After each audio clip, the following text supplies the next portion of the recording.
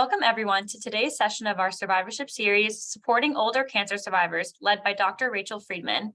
This program is hosted by the Blum Resource Center. Over at the Blum, we are grateful to the survivorship team for this continued partnership. The recording of this session will be posted on our Blum YouTube playlist and our Blum Digital Resource Center, as well as our survivorship and the OABC websites. For those of you watching live, if you have any questions related to today's program, please feel free to utilize the chat feature throughout the session. At the end of the session, we will use your questions in the chat to moderate a Q&A. If you have any other questions or would like more information about resources and programs offered through the Blum, please visit our website at www.dana-farber.org/resource center, or you can email us at blum_center@dfci.harvard.edu. Thank you all for joining us. I will now pass the workshop over to Dr. Friedman. Hello, everybody. It's an honor to be here and to be a part of the survivorship series. The topic today, as you heard, is supporting older cancer survivors. For full disclosure, I am a breast cancer specialist in our medical oncology program, and so you will see a little bit of a lean towards breast cancer related issues, but I think a lot of the themes that we talk about are universal to any kind of cancer care in the older patient. So many of you are probably aware of this, but we have an aging nation here in the United States. And forgetting cancer for a second, if you look at the population's estimates and what's estimated to happen over the next decade or two, adults 65 and older are on their way up for the percentage of the population that they cover, with almost a quarter of our population by the year 2034 being in this age group. And it will, for the first time, really surpass the number of children under 18 over the course of the next decade. And the number of adults age 70 plus will actually double by the year 2060. And these are census estimations. And if you look at the year 2016, that's on the left, split by male and female. And if you look at the right, it's the year 2060, again, split by male and female. And if you look at the distribution of ages, you can see that if you're 70 plus, this segment of the population is getting higher at a much faster rate than other populations. We also know that life expectancy is very variable, and these are also tables pulled from our census data, looking at if you are age 70, 75, 80, 85, this tells you sort of the average life expectancy for somebody in that age group. So if you take age 70, for example, which is the left part of the graphs for men on the top and women on the, women on the top and men on the bottom, you can see that if you're currently age 70, the average woman is going to live another 17 years, and the average man is going to live another 15 years. Now, if you have a lot of medical issues, you have frailty, as we'll talk about, your life expectancy is obviously going to be projected shorter. But even in the sort of lowest quartile of people at age 70, really still living 11 years on average. And so this is important context for all of us. Our older adults have many years ahead of them, often when we're thinking about cancer treatment. And I'll come back to this in a second, but a lot of our decisions are striking a balance in what's a threat medically to a person. And I just like to point out that many older people still have many years left of their life that we want to be as rich and as full as possible. We also know that cancer is a disease of aging, not always, but in many cases, as we get older, our risk of developing a cancer increases. And so this is just to highlight the sort of top cancers that we see in the United States when it comes to how common they are. If you look at breast cancer, if, between the ages of birth and 49, there's a 1 in 48 chance that you'll have breast cancer in that time frame. But in a 70-plus-year-old, it's a 1 in 14 chance with a 1 in 8 lifetime risk of developing breast cancer. And you'll see similar trends when you look at rates of prostate, colorectal, and lung cancer, where once you get to 70, the risk of developing a cancer over that next decade is higher. We also know that cancer mortality is improving in the United States. And amazingly, we've decreased cancer deaths overall across age groups by 27% since 2001. This shows you the overall trends in mortality across all cancers in blue. In orange is the mortality for females, and in green, the mortality for males. Cancer still ranks highly, however, when it comes to the cause of death for Americans. Heart disease remains number 1, but cancer remains number 2 for leading causes of death as of 2019, which is our most recent look at the data for survival. And so why are death rates getting better? Well, of course, this isn't true across the board for all cancers, but in general, we've had huge educational campaigns to help people quit using tobacco, decreasing the risk of tobacco-related cancers. We also have widespread use of screening tests that can find certain cancers early when treatment is likely to work best. We also now have some vaccines to help prevent the viruses that can lead to some cancers. And of course, we have new cancer treatments and therapies, which are highly effective and have helped improve survival over time. And with a common disease of cancer and improving mortality, we are going to be seeing a high number of living survivors, which is obviously a wonderful thing. Right now, living in the US, the most female survivors of cancer are having a past history of breast cancer, with over 4 million people living in the US with a history or active breast cancer. And prostate is the number 1 illness in the US that has living survivors, with over 3 million. But you can see right now, if you look at all sites, there's nearly 9 and 10 million cancer survivors living in the United States right now. So if we do the math of all the things I just reviewed with you, people are living longer. We're seeing a population growth. We see an increased risk for cancer with increasing age. We're seeing improved mortality over time. And what does this equal? This equals a very large number of older cancer survivors that is set to be increasing over time. This has been labeled a silver tsunami of cancer survivors. And if you look at the numbers of millions of survivors living in the US over time, by the year 2040, a huge percentage of the living survivors with cancer are going to be ages 75 and older. And although I've been talking about improved mortality across the board, which is true, I would like to add that the pace of mortality improvement is not universal across populations. And unfortunately, if you are in the oldest age groups that we've been talking about, you are at risk for a worse survival, worse cancer outcome than a younger counterpart. The same is true for ethnic and racial minority patients, those without access to care, those who are very young, and those from the LGBTQIA community, where, of course, there are a lot of disparities that have been brought to light. And so the improvements in mortality for older ages are just less apparent over time. These are statistics that are big, just showing you the numbers of deaths from cancer by age. And it's a little bit hard to see in this graph, but there's a downtrend in the younger patients, while the numbers of older patients dying from breast cancer has been more stable and is not coming down as much as other age groups. And so as we step back and think about the general principles of cancer treatment, we always want to think about what we can do to quantify one's risk of recurrence. We want to understand the cancer when it comes to the anatomy of a tumor, the personality or behavior of a tumor. We also want to think about making recommendations based on how much benefit is anticipated versus harms, or what we consider risks or side effects for each part of treatment. And all treatments beyond surgery are essentially focusing on eliminating microscopic disease so that we can prevent recurrences nearby and far away in the future. We often think about our breast cancer team as multidisciplinary. There's often a lot of clinicians that are involved in your care when you have cancer. We often think of the medical oncologist as our quarterback for the most part, and we have our regional specialists who work on the local area where a cancer is when it comes to surgery and radiation. And then we all know that there's many other team members who can be a part of a person's care when it comes to genetics, social work, resources, nursing, our pathology and radiology colleagues, and sometimes plastic surgery, which is most common, of course, in breast cancer. And as we think about cancer treatment, this is taking breast cancer as an example.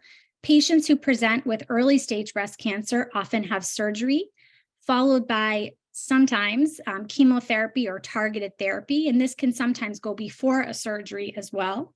We also have radiation to think about, and we also sometimes do maintenance therapy over the course of time. And then patients enter surveillance. And as people are going through this journey, of course, there are different issues that can come up at every step of the way that can be short-term or long-term effects that we need to think about. And just to comment that this is really the trajectory for an early stage situation where the treatment of stage 4 or metastatic cancer usually focuses on system therapy or medication-based therapies, with some, of course, exceptions. And so why are outcomes worse for older patients, like I mentioned? Well, in general, older patients with cancer are underrepresented in research, and they have more barriers to care. They're often undertreated, and this can come in different flavors when it comes to just not getting care, getting low intensity treatment, non-standard regimens, or having worse adherence to oral therapies. Older patients are also underserved and have less support, and they also have variable biology and genomics of their tumors. Not every tumor in an older person is considered indolent or slow growing. Some patients will have more advanced stage of disease. They may have more side effects or what we call toxicity of therapy.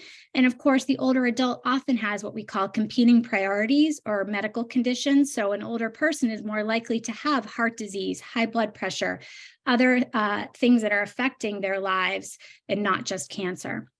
And older adults also have very unique physical needs. They may be more fragile functionally, and we'll talk about that in a second. And of course, they're at risk for what we call polypharmacy, where many medications are being used all at once and sort of added on to pre-existing list of medications with potential interactions.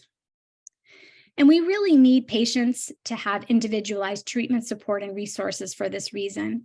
Every patient has a different experience with their cancer. They have varying priorities, perceptions, anxieties, concerns, limitations, responsibilities, toxicities, risks, consequences of the disease and its treatments, and you could go on. And this really does require good communication and exploration of individual issues so that we can optimize care and quality of life for all patients as they're going through their cancer journey. And the hard part is that we're always trying to strike a balance. We want to treat the cancer. We want to lower risk of recurrence. We want to lower the symptom burden that may happen as a result of cancer, and we want to improve survival. But that comes at a cost because the treatments that we often apply to get us to that place sometimes add harm to patients, lead to side effects, lead to decreased functional status. And there may be what we call competing causes of death, where, as I mentioned, heart disease may be that person's biggest issue and not their cancer. And trying to balance how we treat the cancer in the setting of other illnesses can sometimes be difficult. And there are, of course, special health considerations in the older adult as we make decisions about their treatment. Cardiovascular health is paramount. Older adults are more likely to have repercussions when it comes to their heart from some of our treatments that we use. They're more at risk for kidney toxicity or renal toxicity. We may need to dose adjust their treatments to be safe. They're at more risk for neurological toxicity, something we call neuropathy, which is finger and toe tingling and discomfort that can come with that. They're also more likely to have cognitive changes and confusion over the course of treatment. They may be at risk for more count issues when it comes to their blood work and white cells and red cells and things like that. Nausea, vomiting, diarrhea, and dehydration may be more prevalent. And there's also issues related to insomnia, mucositis, which are mouth sores that can lead to dehydration, and adherence to treatment and some medication interactions, as we started to talk about. And we know that when it comes to older adults with cancer, they are more likely to develop these geriatric syndromes over the course of their treatment, either either short term or in the long term. And that includes dementia, delirium, falls, depression or distress, osteoporosis, which is lowered bone mineral density, fatigue, and frailty. And over half of older adults with cancer will develop one of these. And this is in comparison to about 53% of the general population.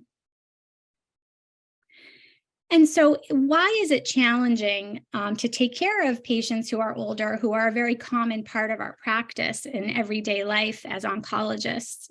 Well, some of the problem is that we don't have a lot of clinical trial information for the older adult. If you look at clinical trials around the country, around the world, these are studies that help move the field forward, that help develop new treatments and show how beneficial they are to what we call the standard of care. And if you don't enroll a diverse population when it comes to age and race and ethnicity and other issues, it's hard to extrapolate and to know how these results may apply to that person who isn't well represented on the study. And this is a common problem when we think about the care of older adults, because almost every study has not enough of these patients enrolled to be able to say with certainty that the results you see in the entire trial can apply to the older adult. And we really need individualized approaches to care. I always think of this, I use this slide sometimes to show kind of the dream and how this should be for all patients, but with a special attention on the older adult. You know, at the start of a diagnosis, we want to assess the patient. We want to look at physical function, what we call the GA or the geriatric assessment, which I'll talk about in a second, the disease characteristics, the concerns and priorities of that patient, what their life expectancy is from their other health conditions and their preferences. We want to take that information and we want to calculate an individualized risk of what their other medical problems will create in their life, what their cancer recurrence risk may be, what their risk of side effects may be, but what the benefits may be of treatment. And ideally, you'd weigh that, you'd put the puzzle together for that person, you would come up with an individualized treatment plan and interventions to lessen the side effects and to maintain physical function. We would support the patient as much as possible through treatment when it comes to all the resources that we have so that patients can go on and thrive in survivorship as much as possible. And we do this as best we can right now. We all strive for this, but I think what's lacking is sort of the evidence to tell us exactly how to do this along the way for each patient. And so what is old anyway? I get asked this all the time. This comes up. It's a very sensitive topic. It used to be that age 65 was our cutoff for this age group and still is to some degree. And this is because of Medicare and how the Medicare laws were established for this age group. But with our aging population and many people in that age range who actually don't feel old or are enjoying incredible health, are they really the same as an older adult who's 85? And so where is that cutoff? And I think what we all know is that this isn't black and white. There's a lot of gray in how we define age. And there's a lot of attention being paid to this notion that it's really about physiologic and functional age more than one's chronological age. So of course, you can imagine that if you look at people who are 75, you see a huge range of functional ability, with some people skiing and running marathons and lifting weights, and other people living in a nursing home or living with, round-the-clock care because of medical conditions. And so we're trying to work on ways that we can tease this out, because our usual routines for taking histories from all of you when you come into the office really don't include a lot of the things that can be informative. So there's a movement to include something called a geriatric assessment for patients who fall into this age group to really get a sense of where we're at with physiologic and functional age. This is a battery of surveys that's mostly taken by a patient, and there are a couple things done with a provider or a clinic assistant or a nurse in the office. But the way that this is done is that there's a bunch of surveys that are given that look at your function, your medical conditions, a cognitive screen, your nutritional status, psychological state, social support, and medications. And it takes about 20 to 25 minutes to fill these surveys out. And then in the clinic, there are 3 tests that can go with this geriatric assessment. One is something called a performance status, which is a score applied to how functional somebody is and how independent somebody is. There's a scale for cognition, which is a very brief memory test.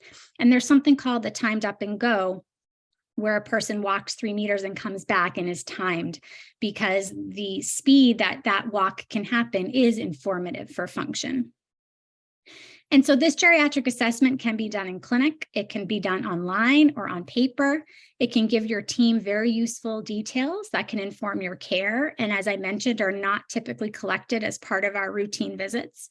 It takes about 25 minutes to complete, and it can be used over time to track functional changes and needs. And it is still, unfortunately, across the US, not routinely done. It's done in pockets in places that have programs related to older adults, but it is still not a part of standard practice, and implementing this in the clinic can sometimes be challenging across the board. There are a lot of benefits of doing some kind of geriatric assessment, not just the one I mentioned, but there are other ones that can be shorter. It can uncover problems that we don't detect with our routine history and physicals. It's been shown to predict for who's at risk for side effects from treatment, hospitalizations, survival. It can be helpful in making decisions, and it helps teams improve side effects with expediting referrals that may be helpful to a patient, and also improves communication with patients and their providers.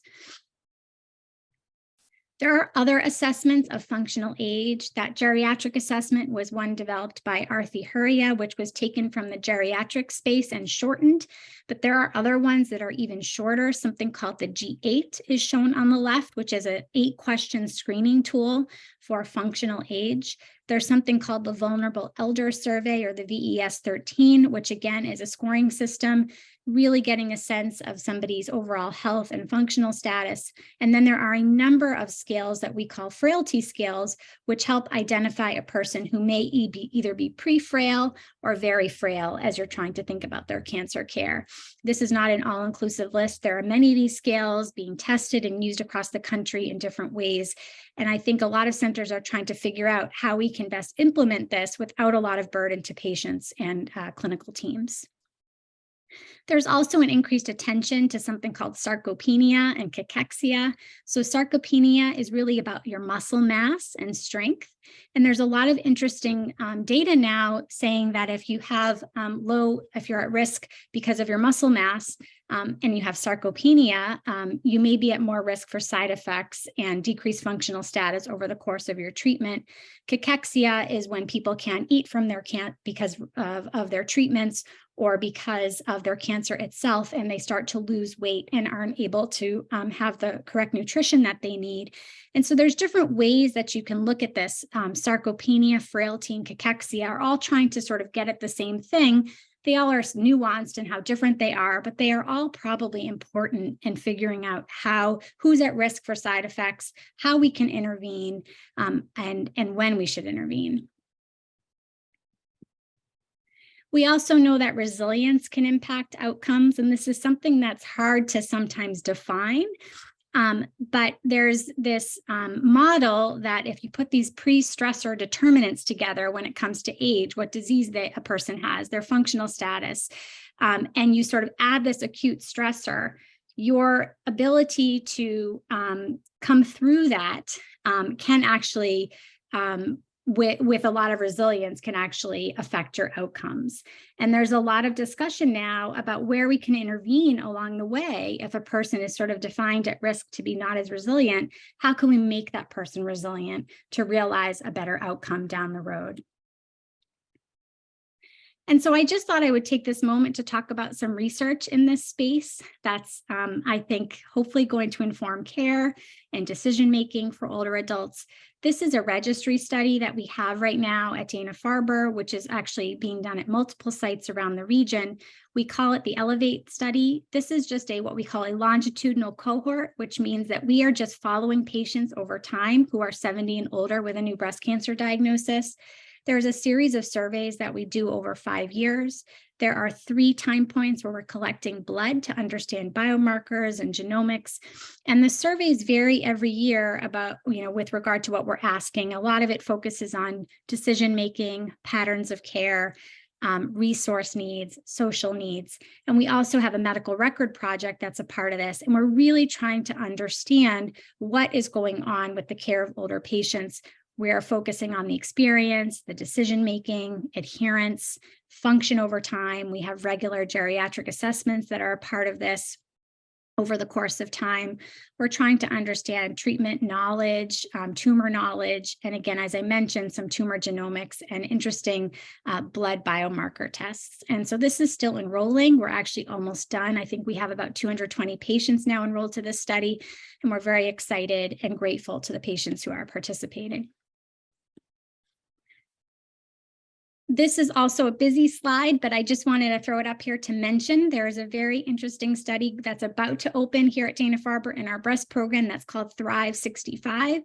This is a clinical trial for patients 65 and older who are about to start chemotherapy. And it automatically provides nutrition, coaching, and exercise coaching, which is all done virtually with the patient in trying to keep up their nutrition and functional status during treatment. And there's all sorts of really interesting outcomes that are being looked at as this on this study. But I think this is a wonderful way that we can understand how intervening with exercise and nutrition over the course of therapy can help a person. We also have started some clinical programs here at Dana-Farber, and I'm really proud of our older adult program in breast cancer, which was launched last year, which is really a clinical program, not research, to help support the older patient with breast cancer. Our mission is to optimize treatment, clinical outcomes, and quality of life for older patients with breast cancer throughout their journey. We provide personalized supportive care that addresses the unique needs of older adults and their caregivers, and we integrate that with state-of-the-art, team-based, patient-centered medical care here at Dana-Farber. We have a wonderful team. I just wanted to highlight Sydney Simo as our program coordinator, working closely with patients. Karen Ruderman is our program manager who helped develop the program. We work very closely with a geriatrician from Brigham and Women's who has a lot of interest in caring for patients with cancer, Tammy Shea, and she works with our program in addition to lots of previous work with the hematologic malignancy program and the gastrointestinal oncology program here. We also have tapped into a lot of resources here at Dana-Farber when it comes to our pharmacy team, social work, nutrition, and our volunteers. We currently are approaching any patient new to Dana-Farber with breast cancer who's 70 and older. We're also taking internal referrals when providers, patients, pharmacy staff, nursing have concerns about a patient and want them evaluated. We are taking care of our patients receiving care here just because we're utilizing all the services here at Dana-Farber.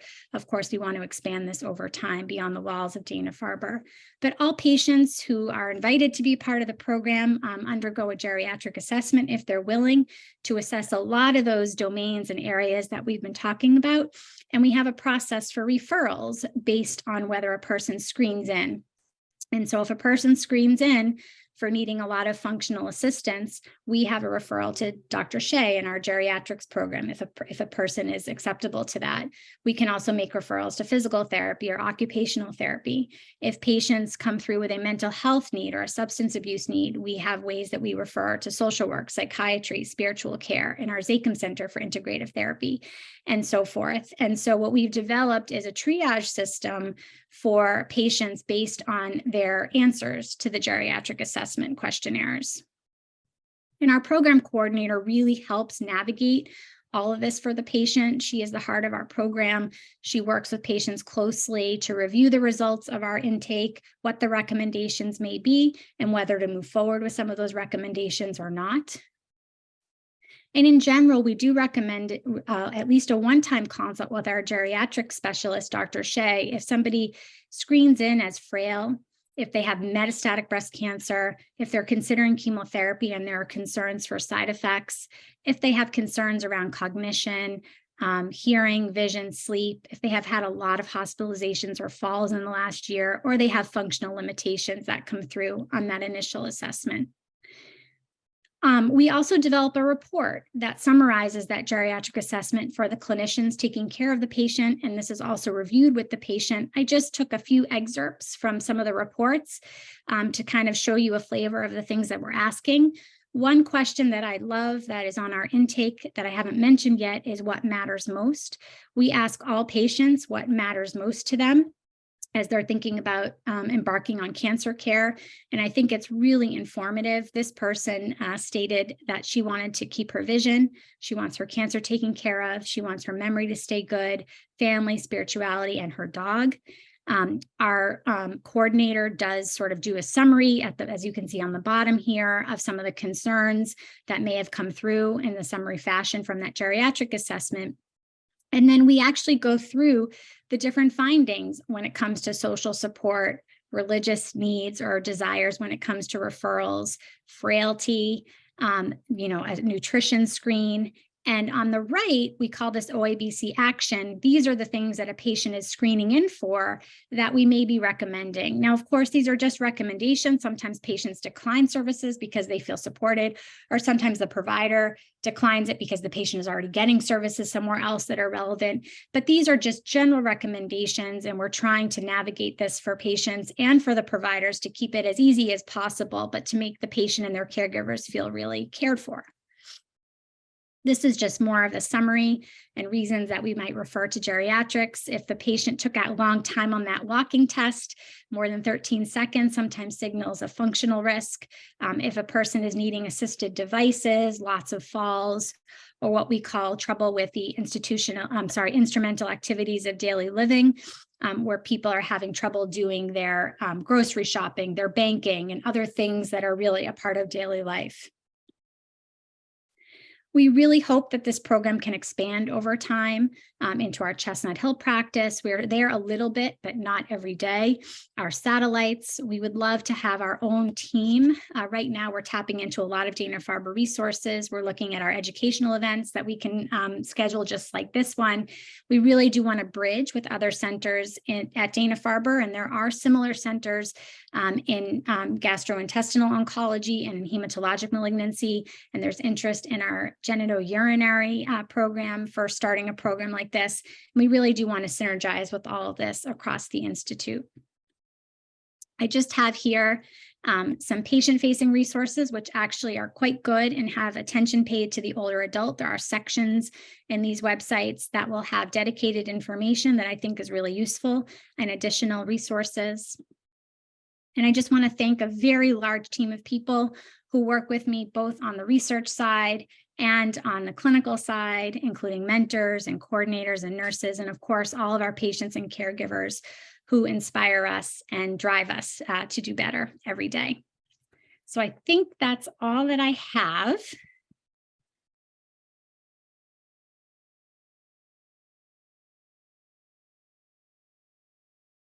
And I'm happy to take any questions or anything that you'd like me to do next. Great. Thank you so much, Rachel. This was a great presentation, really informative, and it's great to see what your program is doing, especially all the outreach. So thank you so much. We do have a question in the Q&A. So this person is asking if there are any providers in the system working with older survivors and long/late effects.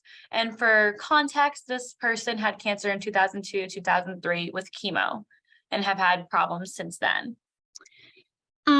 There are in any program, not just breast, there are lots of resources. And so I would say just make sure you're speaking up to your clinicians and letting them know what's going on with you. Don't be shy, because they'll be able to connect you with resources around the Institute, even if it's not specific to geriatrics. There's still all of our providers, have expertise across the age spectrum. And so our social workers, our nutritionists really do have experience across the gamut. Our geriatrician, Dr. Shea, is available to see patients for consults. So we just have to get you referred, which we're happy to do. But I would just urge you to talk to your providers, because there is a lot you can do when it comes to late effects of treatment.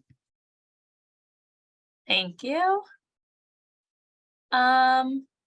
And we have two questions about the geriatric assessment.